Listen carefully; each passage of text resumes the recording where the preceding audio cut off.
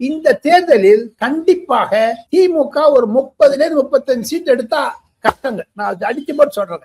நீ எழுதி வச்சுங்க சரவணன். 30-35 எடுக்கிறதே சிரமம்னு சொல்றீங்களா சார்? ஆமாமா, ஸ்வீப்பா இருக்க போது பார்த்துட்டேங்க.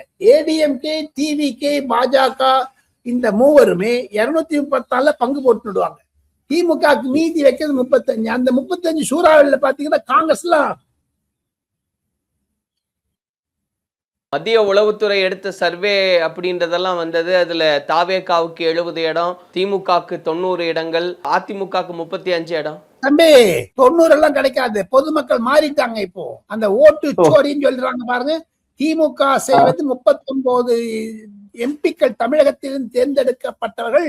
திமுக எம்பிக்கள் தமிழர்களுக்கு செய்த துரோகத்தை 2026 சட்டசபை பொதுமக்கள் காண்பிப்பார்கள். காணாமல் போகிவிடும். பார்த்துட்டு இருக்க திமுக. Okay sir. இப்ப ஈரோட்ல நம்ம அவர் பேசி இருந்தது முக்கியமா இன்னைக்கு ரொம்ப நோட்டபிள் திங் அப்படின்னு பாக்குறது, இத்தனை நாள் பெரியார், அண்ணா, எம்ஜிஆர் அப்படின்னு பேசின விஜய் அவர்கள் முதல் முறையாக ஜெயலலிதா அவர்கள் பெயரை பயன்படுத்தி இருக்கிறது அப்படின்றது எவ்வளவு தூரம் அதிமுகவை பிளவுபடுத்தும், இல்ல அதிமுக இருக்கிறவங்களுக்கு கொடுக்கக்கூடிய சிக்னலா நீங்க பாக்குறீங்க?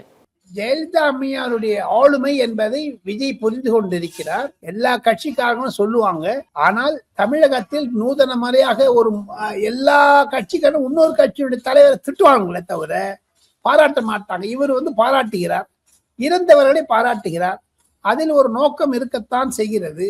விஜய்க்கு இருக்கக்கூடிய வரவேற்பை பார்த்தால் நாளைக்கு வேற எந்த தலைவரை பேசுவாங்க. ஆக மொத்தம் இந்த எலெக்ஷன் கிட்ட வர வர மறைஞ்சு போடும் நினைக்கிறேங்க நான். அவர் போட்டி டுடே பட் லேட்டர் ஆன் அவர் பேசுவாரா சந்தேகமா இருக்கு. இனி பாருங்க, பர்சனல் தாக்குதல் அதிகமா போயிட்டே இருக்குது.